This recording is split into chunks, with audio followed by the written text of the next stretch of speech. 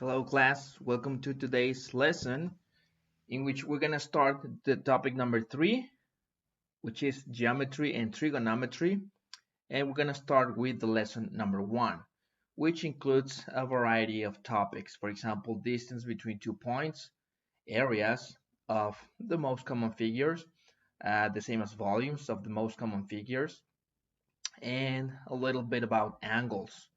Okay, so this is a very mixed variety of topics in this lesson. So let's start. In this first part, we're only going to talk about the distance between 2 points. And first, we're going to talk about this concept in the plane. In the plane. For example, if you have the Cartesian plane and you are given 2 points anywhere in this plane, for example, let's say 1 point here and 1 point here, and if you know their coordinates, for example, let's suppose 2 comma 2 comma 1, I'm just making this up, okay, and 4 comma, I don't know, 3, okay. So what's gonna be the distance between these 2 points? That is the length of this segment, the length of the straight segment that joins these 2 points.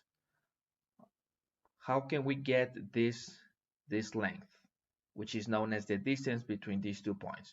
Okay, this is what we're gonna do first, and I'm gonna show you how to get that formula by a process of reasoning, as always, right? We need to know, as IB students, we need to know where things come from. We don't accept things just because. Okay, so let me show you how this works. It's actually rather simple. Okay, first of all, we're gonna make use of the Pythagoras theorem. We're just gonna accept that it's true, okay? And if you remember, the Pythagoras theorem tells you that if you have a right triangle, that means a triangle with an angle of 90 degrees somewhere. For example, let's put it here. And if you know the hypotenuse, one of the cathetes and the other, well, no, not if you know them. There is a relationship between this length of the hypotenuse and the two catheti. I think that's the plural of cathetes, catheti. So let's label this cathetus A, cathetus B, and hypotenuse C. And then the Pythagoras theorem tells you that A squared plus B squared equals C squared. And we know this very well since junior high. Some of you may know why this is true, some of you may not, but let's just accept it's true for the moment because we're gonna use it. Okay. And by the way, I've told you before, guys, that please don't get married to those variables, okay? It's not always gonna be C, A, and B. You can put any letters in here, W, Z, and Y, and it works in the same way. The hypotenuse to the square is equal to the sum of the squares of the catheti, okay? It doesn't matter. The variables are not important. What is important is the relationship between those variables. Whether you call them W, Z, and Y, or C, A, and B, or whatever, doesn't make any difference. Okay, so now let's get on to the real work. Let's suppose that I'm gonna give you a Cartesian plane this way. This is my x-axis, my y-axis, and I'm gonna make the demonstration for the particular case in which both points, both of my points are laying in this first quadrant. Remember, this is called the first quadrant. This is the second quadrant, the third quadrant, and the fourth quadrant. Okay, cuadrante 1, 2, 3, y 4. It goes in this direction, counterclockwise. Okay, so let me assume that my 2 points are laying here. Let's suppose this is P1 and this is P2. And P1 has as coordinates x1, y1, and P2 has as coordinates x2 comma y2. Okay, perfect. Actually, let me draw this a little better because maybe it's not gonna come out very well. I'm just gonna put x1 y1 here and x2 y2 here, and just remember that this is called p1 and this is p2. Okay, you're gonna know why I did this change in a moment. Okay, so far very easy. What do we need to know? We need to know the distance between these 2 points. Well, we want to know the distance between these 2 points. That is the length of the straight line joining them. I want to know the length of this straight line. That's what we understand by the distance between P1 and P2.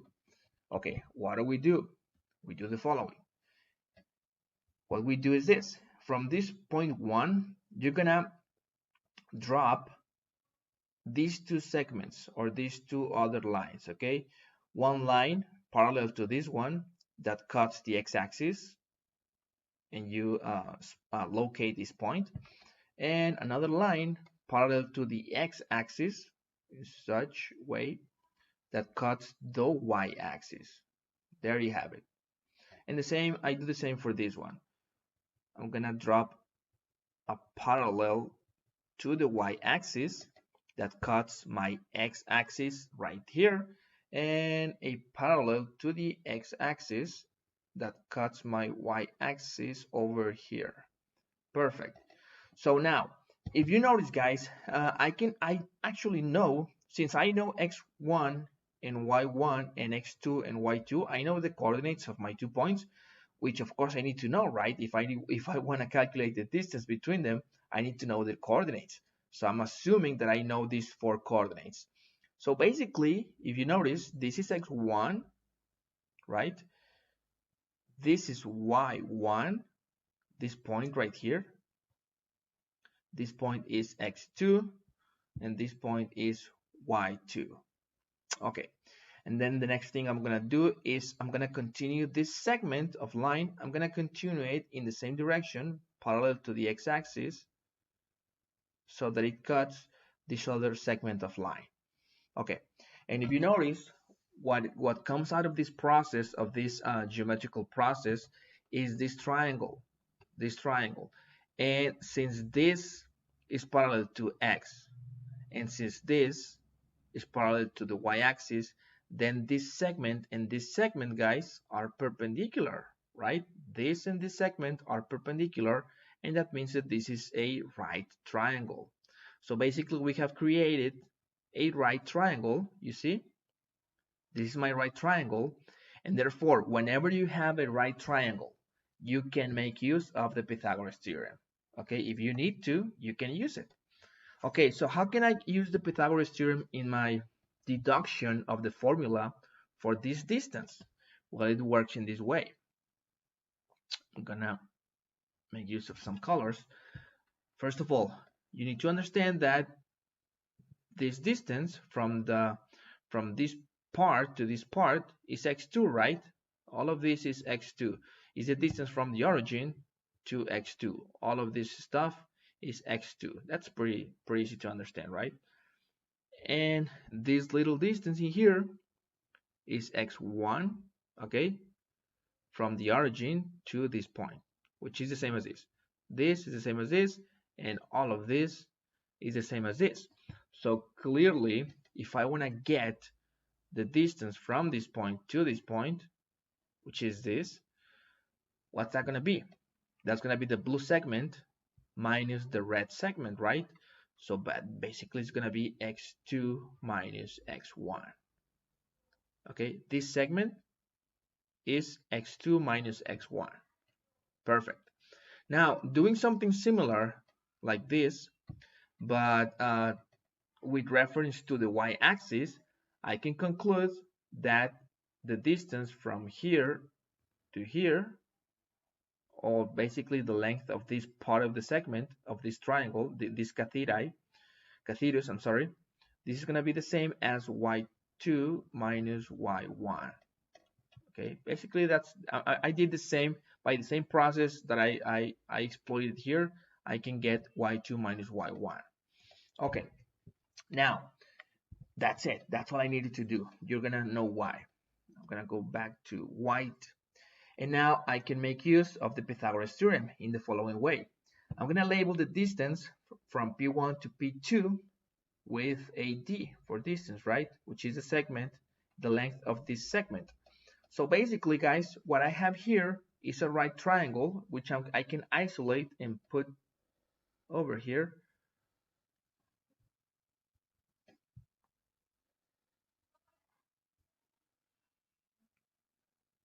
Uh,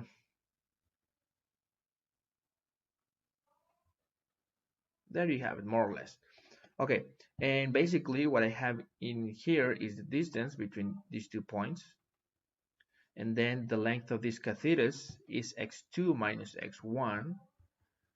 And the length of this one is y2 minus y1. And what is x2, x1, y2, and y1? Those are the coordinates of my 2 points.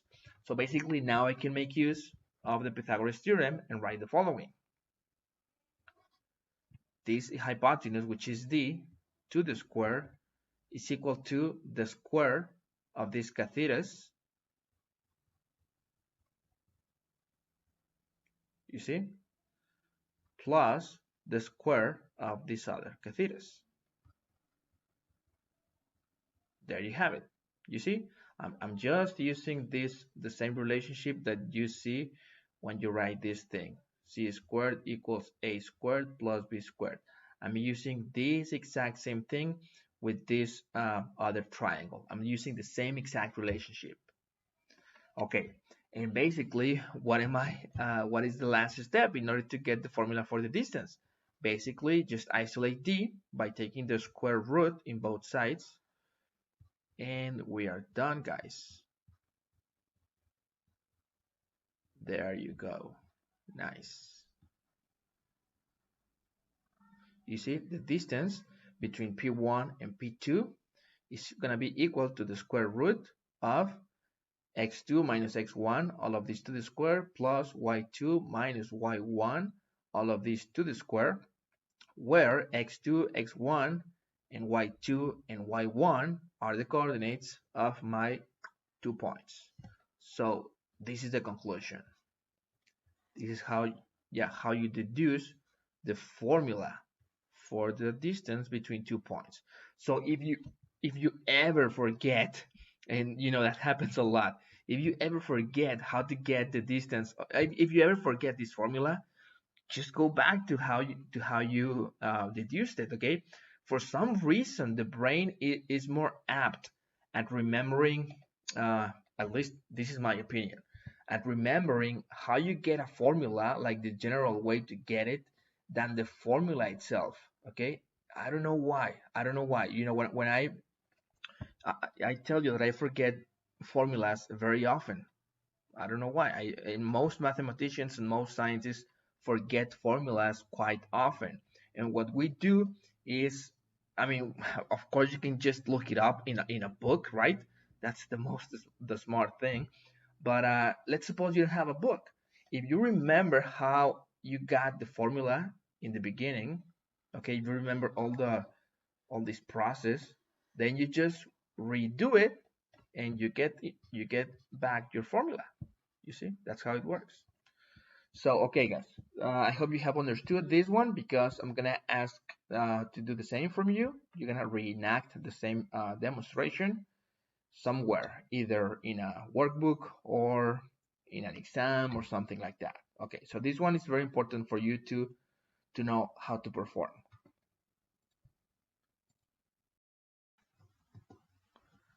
So now let's put into practice such formula that we just found.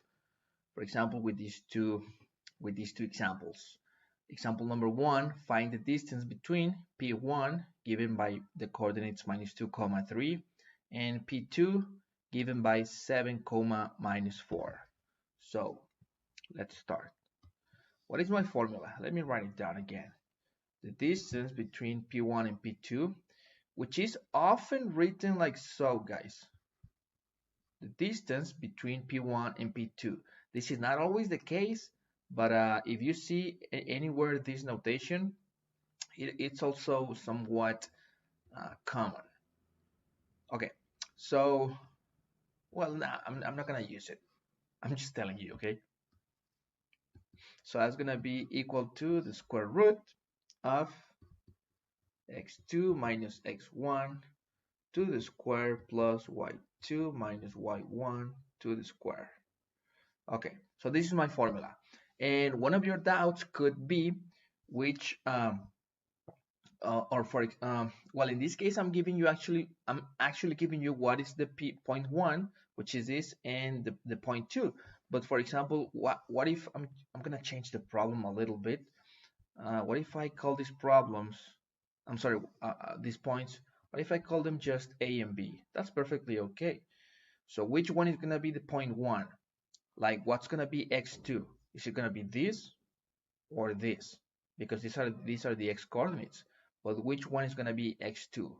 Okay, what is the answer? It doesn't make any difference. Okay, if you select one of your points as P1 and then the other is the point 2, and that's it. And as long as you stick to this choice, everything is gonna be fine. If you go for the opposite, for the inverse decision, like calling this point 2 and this point 1, it's also perfectly okay. You're gonna get the same answer. Okay, so let me go back to what I was. These points were point 1 and point 2. So let's get the distance. It's very simple stuff. It's just a matter of substitution. X2 is 7 minus x1, which is minus 2. All of these to the square. Okay, so be very cautious with this minus. This minus is from the formula, and this minus is from your coordinate. Be very careful about that.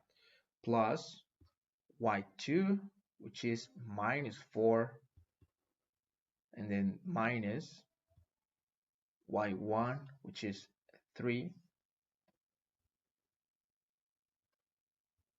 to the square, and then you complete the radical sign, and that's it, guys. Okay, it's just about performing this arithmetic, and that's it. I don't need to go into much detail. Okay, by the way, please, again, one more time, leave your, well, let me actually do it.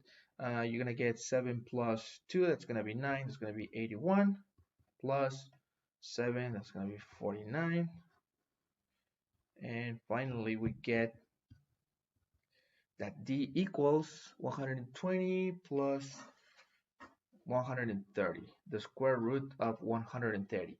Please leave your solutions expressed in this way.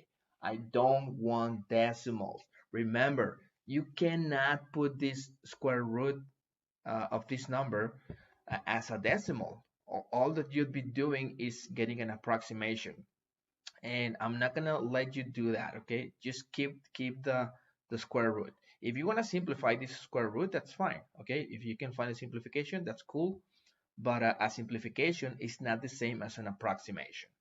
So this is a good answer. Now let's go with example number 2. It says find the point 1 if its x coordinate is 2, so we know the x coordinate of this point, and its distance to point 2, oops, I forgot the point 2,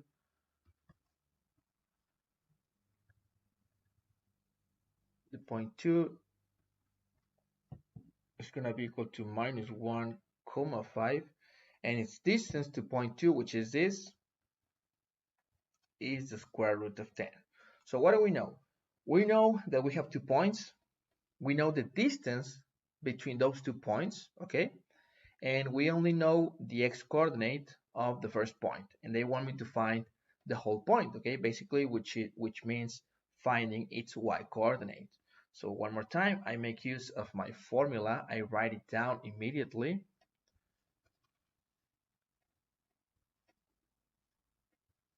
So the distance will be equal to the square root of this, and I start to substitute everything I can. So for example, we know the distance between point 1 and point 2 is the square root of 10. So I can substitute right away. Equals the square root of x2. Do we know x2? Yes, it's going to be minus 1 minus x1, which is 2. There you go. Plus y2, which is 5, minus y1, which is the coordinate that we don't know, the y coordinate of my point 1. So we just keep it as a variable, squared. We close the radical symbol, and that's it, right? Now we just, if you notice, we have an equation that contains only one variable, and we try to solve it. So if the square root of 10 is equal to the square root of all of this stuff, that's because 10 equals all of this.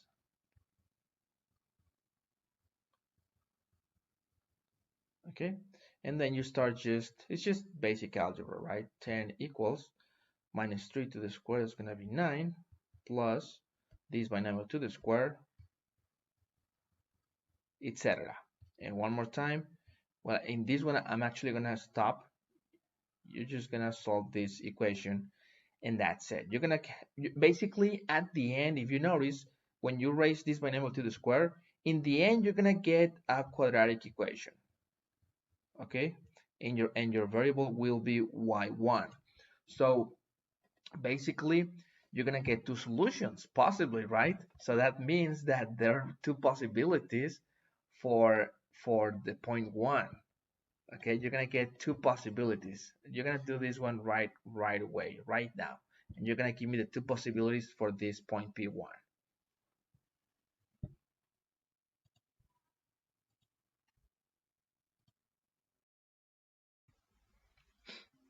Now, in order to close this lesson, at least this part of this lesson, what about a problem that cannot be solved, like this one, okay? So I'm telling you in advance that this problem cannot be solved. You have to get used to that idea, okay? Not all problems in mathematics can be solved. So yeah, this one goes like this. Find the point 1 if its y coordinate is minus 4 and if its distance to point 2, which is 1 comma 2, is 1. Okay, so it's very similar to the previous example. So let's see if we can solve this problem. One more time, let's write our formula. I'm gonna do it here. The distance is equal to the difference of the x coordinates to the square plus the difference in the y coordinates to the square and the square root of that.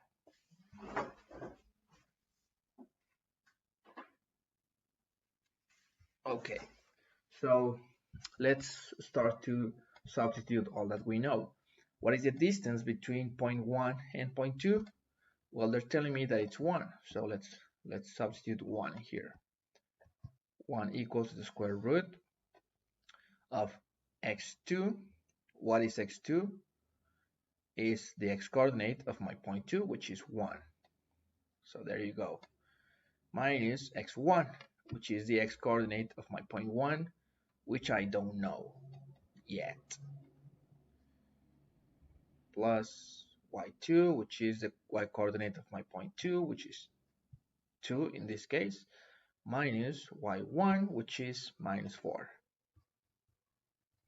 Remember, be very careful with this double minus in here. This is a source of much confusion, or maybe not confusion, but it's a source of many mistakes.